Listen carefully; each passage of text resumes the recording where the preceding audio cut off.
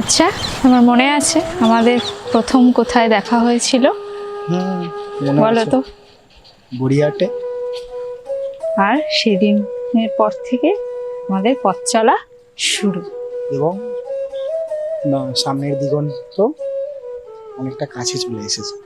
একদম কিছুক্ষণের মুহূর্ত, চার হাত আমাদের এক হতে চলেছে। একদম স্বপ্নটা পূরণ হচ্ছে, আমাদের স্বপ্ন পূরণ হচ্ছে।